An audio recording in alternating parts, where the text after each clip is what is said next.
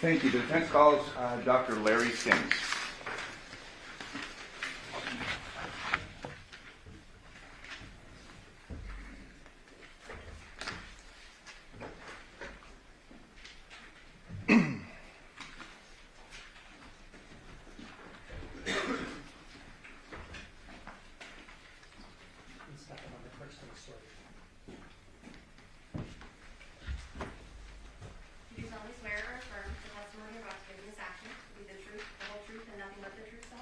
Yes, I do. Thank you. Please be seated. Please state and spell your name for the record, please. My first name is Larry, spelled L-A-R-Y. My last name is Sims, spelled S-I-M-M-S. Thank you. Dr. Sims, if you could tell us a bit about yourself, beginning with your education. Well, I graduated from high school in 1970. I graduated from college in 1974. I went to medical school at Oklahoma State University and graduated from there in 1978. I did a rotating internship as a physician in Dallas from 78 to 79. And I was a general practitioner for 10 years, 3 years in rural America and 7 years in Detroit. I had about 55,000 patient contacts, delivered about 100 babies. Then I went back into training at Michigan State University in pathology for 4 years. Then I did a 1 year forensic fellowship at Cook County Medical Examiner's Office in Chicago. Stayed on there for some years, and then I came out here and was at the Clark County Coroner's Office for 19 and a half years. I maintain a licensed medical license in Nevada, and I'm board certified in anatomic pathology, clinical pathology, and forensic pathology. Doctor, so you were a coroner here in Clark County? Yes. 19 and a half years? Yes. Would often be called by the state of Nevada in prosecutions of murder cases? Oh yeah, I probably testified over 500 times during that period of time. You were contacted and were ultimately retained by the defense in this case, the state of Nevada versus Devyn Michaels, correct? Correct. Yeah, I was contacted by the Special Public Defender's Office. It's been over a year ago. Okay, and just for the record's clean, I mean, I'm not part of the Special Defender's Office, nor is Mr. Horvath, but that was who was initially on this case. That's who initially contacted me. After being contacted, were you provided with certain materials, specifically an autopsy report and other things of evidentiary concern, photos and the like? Yes. To your knowledge, was it the entire file? Well, what I was provided, which is all the forensic important stuff, yes. Have you had an opportunity to review the autopsy report prepared by Dr. Stephanie Yagi? Yes. And that autopsy report is dated August 8th of 2023. Correct. Did you review the pathologic findings in the autopsy report? Yes. And what are they? Well, okay, have you got a copy of the autopsy report? I can go. Absolutely. May I approach with a copy? State any objection? No.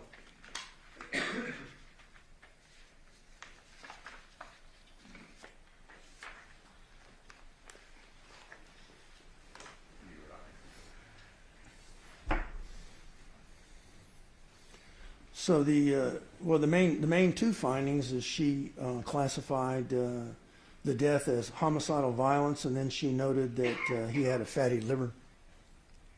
And those were the two findings? Correct. Now, are there certain standards of practice that are employed by pathologists, specifically coroners? Yes. And what are those, and if you could please describe those to the jury? Well, there's a number of practice standards, but there's a specific published practice standard in relation to using homicidal violence without any specific cause. It was published in 2010, and it has 5 separate criteria that all 5 have to be present before you use a non-specific cause of death, such as homicide by unspecified means or homicidal violence. And doctor, what are those 5 criteria, and if we could just have you break them down, please. Well,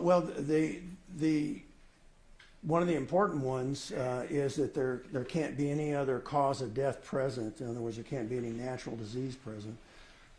There can't be any toxicologic explanation of death. There can't be any environmental explanation of death, such as drowning or cold. And there has to be an indication that the body was altered in some way. And there's one other criteria. I can look at the paper. I can't remember what it is. Okay, if I may approach the witness.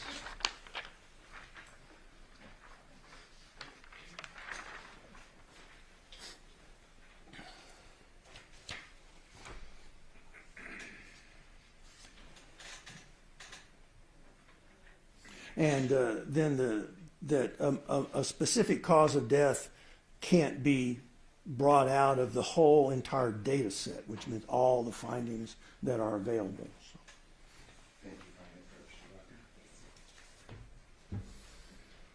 So, from the get-go, we have this pathological examination done, and we have these pathological findings. The first being homicidal violence. And you had discussed these 5 criteria. Let's focus on 2 of them, specifically no atomic cause of death. How is that a concern, and how did this examination and this opinion not follow the standard practice? Well, there are, in this particular case, that he actually has 2 natural diseases that could cause his death. His heart was enlarged, and he had a fatty liver. And those are obviously borne out through Dr. Yagi's analysis and review of the body, correct? Correct. There's another criteria I'd like to draw your attention to, and that's no toxicologic cause of death. If you could please explain that and the significance in this exam. Well, there has to be drugs can be present, but they have to be at low enough levels not to cause the death. Is kind of the main thing to take away from that. Or there can be drugs present that are not known to cause death, like a medicinal type of drug. So in this case and on this examination, there was a toxicology report, correct? Correct. And what were the findings of this toxicology report? Well, the main findings, he had a low level of alcohol below the legal limit for driving. His marijuana level was substantially above the legal limit for driving. And he had quite a bit of alcohol in his stomach, but not really very much in his blood, which indicates just that he had drank a significant amount of alcohol just prior to his death before he died. Let's break that down just a little bit, and let's start with the alcohol, where you just left off, Doctor. Are there different places where these draws are taken in order to arrive at the alcohol content of the body? Correct. It's very important to, without going into a lot of explanations, to take the blood from a certain region, because that region is more characteristic of the level of whatever drug prior to death. If you take it some other regions, it could actually be higher or lower. So in this case, was there both a blood draw from perhaps a leg or an ankle and from the stomach? Yes, they did both of those things. If you could please explain those processes and the findings to the jury. Well, the blood was taken appropriately, and so I have good confidence in the alcohol level of the blood and the. Have you got a toxicology report, just so Yes. I make sure I don't say anything wrong? I believe, oh, absolutely, Doctor, I believe it's attached Part to of this? the back of the report.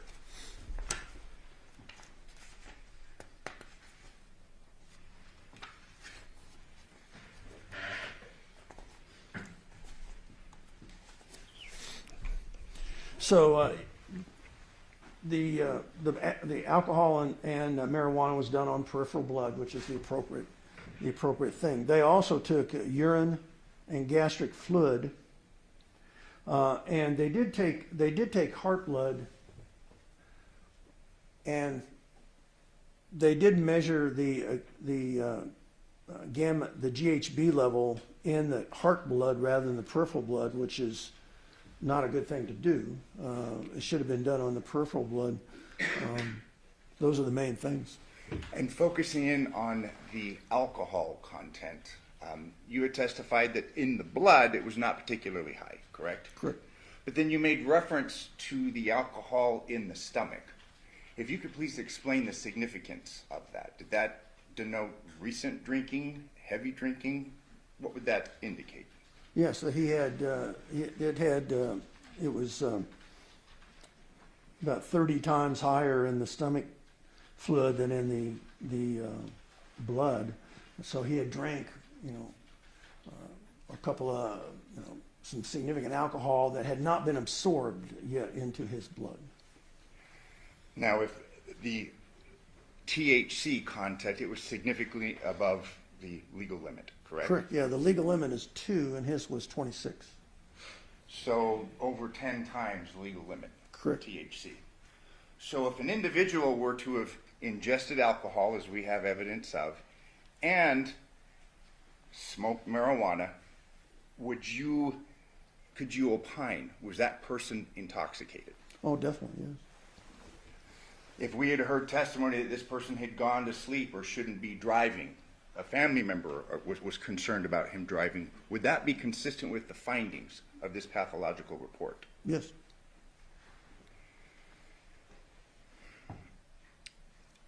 In reference to the GHB and the drawing from the heart, you had said that was of concern. If you could please explain why. Well, because heart blood is notorious for being inaccurate as far as a true level of the antemortem prior to death level. I'm not saying it's completely inaccurate, but it would be better to do that on the peripheral blood, which is what the other toxicology was done on, than the heart blood. But even given that, the DHB level wasn't into any significant toxic range. Turning your attention back to the findings concerning cause of death, manner of death, and specifically the standards of practice, these 5 criteria. Is it fair to say that homicidal violence is an incorrect designation? Yes. What should it have been? The practice standards are clear about this. If those 5 criteria aren't met, then you classify the death as undetermined. As we've covered cause of death, manner of death, it states homicide. Is that incorrect? Correct. Yes, it's not correct, no. What should it have been? It should also be undetermined. So based upon the science, the examination of the body, fair to say that this was an inaccurate pathological conclusion, homicide, homicidal violence. Yes. Finally, I'd like to address there's an issue concerning, obviously, a missing head. Fair to say that that complicates matters. Definitely. And how so? Well, if you have incomplete remains, it's very risky to make conclusions about something that you haven't examined. You don't really know. Worst case scenario is the head turns up and there's no cause of death with that either. So in this particular situation, that would preclude you from scientifically, objectively assigning a cause or manner of death. Now, obviously, one of the criteria concerns death under suspicious circumstances. Correct. And I don't know if you have had an opportunity to review the file because we haven't discussed it all that much, but obviously we have some fairly suspicious circumstances surrounding this death, correct? And is it fair to say that Dr. Yagi perhaps relied upon that outside the practice standards, but relied upon that in finding a cause of death and a manner of death? Probably so. Okay. I mean, we're humans. We make mistakes, fair to say. Oh, definitely, sure. In a strictly scientific sense, Okay, doctor, and based upon the data, the empirical data, is it possible that this gentleman died of natural causes? It's definitely possible. That's why you would classify it as undetermined. Before you come to a conclusion, especially one of homicide, which is going to have significant effects, you want to base it on provability. You want to be able to prove it. And in this particular situation, he actually had, in the body that was examined, he actually had causes of death that could cause his death. And the fact that the head is gone precludes you from making a scientific determination. And again, we've discussed somewhat in this jury's heard for a week and a half, perhaps suspicious circumstances, but from merely the science, he could have died. Correct. Natural death. Correct. As a forensic pathologist, that's the role that we're talking about. That's the role I played. You have to base your conclusions on objective evidence, not just suspicion. Finally, in reference to the decapitation, you obviously reviewed the photos, you reviewed the examination of the body. It was clear that this body was decapitated. Correct. Any opinion was it post-mortem?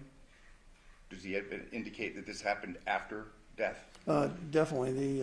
It was examined by an anthropologist, or an anthropology team, I guess it was, and they concluded that it was a post-mortem decapitation, which I don't disagree with. Based upon the circumstances, you reviewed the evidence, fair to say it probably happened close in time of death and decapitation. That's an excellent question. It might be very, very difficult to say that. There's no doubt that the blood was still liquid, but that would be liquid for a number of hours. So it's more likely that it was, but as far as being able to objectively prove it, you'd have to do a substantial number of kind of uncommon tests to do that. And in reviewing Dr. Yaga's report, in fact, she enlisted an anthropologist to do further analysis on C2 and C3, correct? The findings of that anthropologist was that the head was severed using two instruments, correct? Correct. A handheld knife and a mechanical powered saw. Correct. Did you take issue with those findings? Well, after reviewing all the pictures and looking at them, there was an area in the skin that had, in my experience, the characteristics of a chainsaw. But it was only in an area of the skin, which that would be enough for me to be concerned that was part of what was used. A chainsaw. Correct. So while we have the anthropological findings on the bone, did you view any follow-up evaluation or analysis on the skin that you're referring to? No. In reference to this idea concerning the cause, the undetermined cause of death, and we have a post-mortem decapitation and the time of death, we agreed that it's fairly close in time. You'd made reference to the blood, and there's been several questions last week asked concerning witnesses and this idea of cast-off. Would you anticipate there having been cast-off given the evidence that you reviewed? Oh, especially if there was a motorized weapon used, yeah, you would expect substantial cast-off also on the people or the person that did it. So would you expect, based upon your evaluation of the evidence, for that person to be covered with blood? Well, there would be a lot of blood splatter, yes. Okay. We had heard testimony concerning, bodies are dissected in the morgue. There's not a great deal of cast-off. We're obviously talking about different circumstances here, correct? Yes, that would be different circumstances, yes. Here, we're not talking about a refrigerated body. Correct. Here, we're not talking about a specialized instrument that may be used, let's say, in a coroner's office to dissect a body. Yeah, we don't use chainsaws, but so no, that's a whole different thing. So. Okay. There had been questions asked concerning the arteries, carotid arteries, and you'll agree with me, the anatomy of the neck is fairly complex in reference to a decapitation. Yes. I mean, we have obviously the muscle system, we have the vascular system, we have the spinal cord with all the vertebrae we've heard are complex and quite strong. Correct. We have the thick ligaments, cartilage. Can you give an opinion as to would it be difficult to effectuate a decapitation? Oh, yes. Especially if you're just using a handheld knife, would be very, very difficult.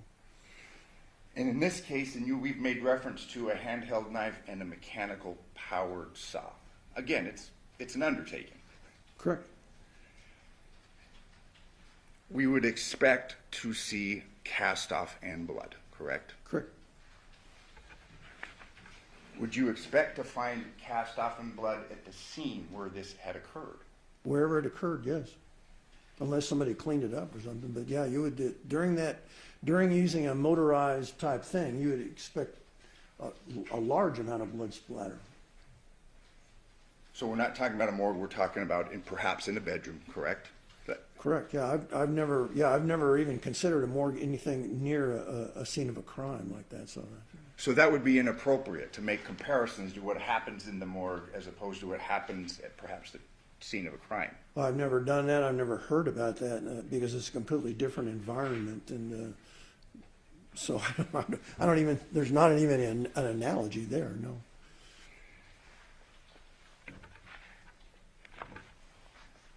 I could have the court's indulgence just one moment.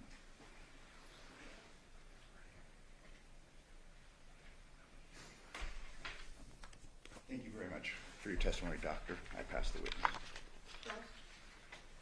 Yes. How are you, Dr. Sims? I'm okay. How about yourself? Good. Good to see you, sir. I'm not going to disagree with you too much. I just want to clarify a couple things. We're in agreement, sounds like, that it's difficult to determine cause of death when the head is missing, correct? Yes. We're in agreement that it's a postmortem decapitation. Yes. We're in agreement you weren't at the scene, nobody here was at the scene, well, maybe except one person, right? That is. Yeah, I definitely was not at the scene. No. Yeah. So you don't know if someone covered it up while they're doing the sawing with the knife or the saw. We can agree there. That's a good point, and I was not at the scene, nor did I. I've never visited the scene, Yeah. And so no, I don't know that. Fair enough. And you mentioned cleanup. Goes without saying, you can't say whether the person may have gotten blood on them, took a shower, any of that. That's correct. Use chemicals to clean up or anything like that. That's correct. Okay. Are you familiar with the term hesitation marks? Yes. What does that mean? So those are primarily in relation to sharp force injury, and they can occur in somebody trying to kill themselves or when they're going to kill somebody else. And it's a mark where you're considering making a cut and you become afraid or there's some reason that you don't. And so you leave just a superficial injury. And you mentioned some of the cuts to the back of John's neck. Correct. You're not telling this jury that it was, in fact, a chainsaw used, correct? No, I just talked about one area that was that I picked out, seeing the photographs, that was concerning to me. Sure. But you'd agree there are hesitation marks. Definitely. Looks like somebody who went to do it was like, oh my God, I can't believe I'm doing this kind of thing. Definitely. There were multiple hesitation marks, yes. And with regard to the tools, that was sent out to a forensic anthropologist, and there's tool mark experts, et cetera, right? Correct. Yeah, that is a specialized type of analysis, and I thought they did a pretty good job. Okay, and that was going to be my next question. Are you calling into question Dr. Burns and her associates' work? No, I read it. They took very good photographs. They made the proper, in my opinion, the proper descriptive statements. So if that report would have came back to me, I would have adopted the report. Sure. And it's a report. You didn't prepare a report, I've been told, in this case. No, I didn't. I was never asked to prepare a memorandum or an email or anything about anything. I was just the reason I was originally contacted with this from the special public defenders. They were puzzled about the cause of death. They didn't quite understand it. So. We are in agreement that the decapitation is not the cause of death. That is correct. You would agree with me? We've had cases together before back in the day. You would agree with me that a single blow to the head with a large blunt object can kill a man? Yes, I can. And you've probably seen lots of those cases. Blunt force injury is a common mechanism of death, yes. And there is a difference between the terms homicide and murder, correct? Definitely. Homicide is a medical legal definition, and you know it better than me, I think it's death at the hands of another. Correct. It basically talks about a mechanism. Murder is a legal conclusion because there can be justified homicides. Sure. Or unjust. Murder is an unjustified homicide. Right, gotcha. My point is you're talking about whether or not it's a homicide. You're taking issue with Dr. Yagi's terminology. Based on the published practice standards, it did not follow that. I wouldn't have came to this conclusion at all. Okay, fair enough. And I'm not arguing with you about that. I'm just trying to say, you're not saying to this jury that John was not murdered. I don't know. Okay. Murder can be proven by other means, not just your narrow medical legal determination. Oh, definitely it can. The jury can come to whatever conclusion they, based on all the data. Yeah, phones, video, even confessions. Correct? Murder and homicide, two different things. Correct. Pass the witness. Thank you, sir. Any follow-up, Mr. Justice? Yes. Suffice it to say that based upon the evidence available, you could not say this person died of a blow to the head, could you? No. That would be reckless. Yes. There would be no evidentiary basis for that, so I wouldn't say that. Something I'd like to address on my redirect of you is that we've heard from other witnesses involved in the investigation of this case that this was the first time that they'd investigated, been involved with a case involving a beheading. Okay. Have you had experience with beheadings? Yes. Multiple? As far as just in the general term of dismemberment, it's probably around 24 out of my whole career since doing forensic cases starting in 1991. So. Thank you. Finally, a follow-up question that I'd like to address, and if you don't have any specialized knowledge concerning this, we completely understand, but there's been some discussion of chloramine, the mixing of bleach and ammonia. It was referred to in the autopsy report concerning smoking, body, things like that. First of all, can you give testimony concerning chloramine? No, I don't. That's a criminalist. A criminalist gives testimony about that. I mean, I've definitely been in cases involved in that, and they've talked to me about it. I mean, I can tell you what they told me, but I have an independent. That's not something that I include in my reports or in my estimations because there's somebody that are better experienced and better knowledgeable than I am. So you have no opinion as to how long this chloramine may exist? Let's say you put bleach and ammonia together, it's on a body. No time frame, how long that will be? Nothing. Can't give any testimony concerning that. No, I mean you can tell that it caused discolorations in the skin from a pathologist's point of view, but I don't have any opinion about that. No. Thank you, Doctor. I have no further questions. Any follow-up, sir? No, thank you. Ladies and gentlemen, the jury have any questions for this witness? Do you write a question on 4 sheet of paper with your name and your jury number?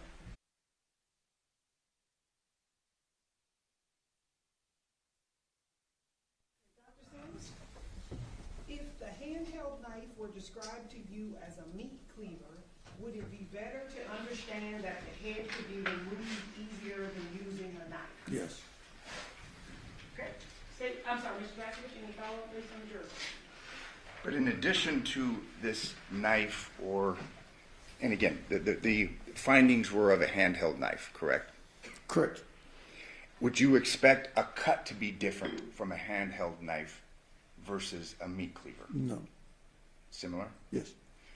However, in addition to a blade, based upon the findings, we're to understand that a mechanically powered saw was used. That is correct. Yeah, whether it was a reciprocating saw or a rotary saw or whatever, they didn't go any further than that. But it was some kind of powered instrument. Thank you. I have no further questions. State any follow-up based on the jury question? No, thank you. Do ladies and gentlemen, have any further questions for the witness? Yes, if you write a question on 4 sheet of paper with your name and your jury number.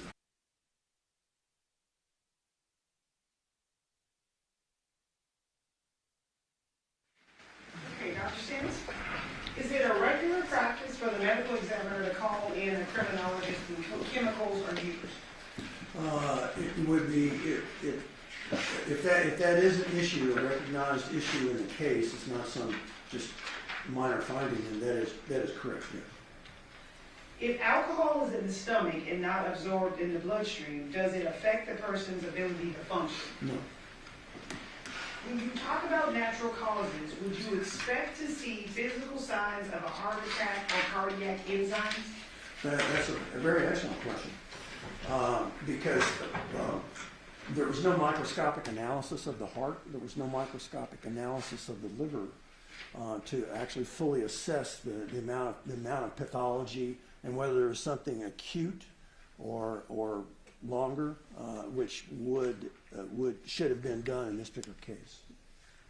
In terms of the liver, if fatty liver disease progresses, would you expect to see signs of jaundice or bad enzyme levels? That's also an excellent question. So in his particular case, it had not progressed to cirrhosis as yet, but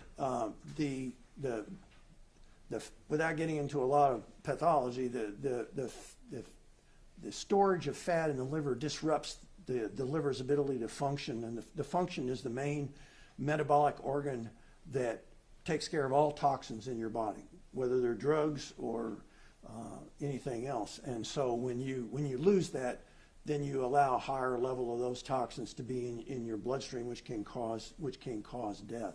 And that's how it operates. Mr. Pastor, do you follow up based on the jury?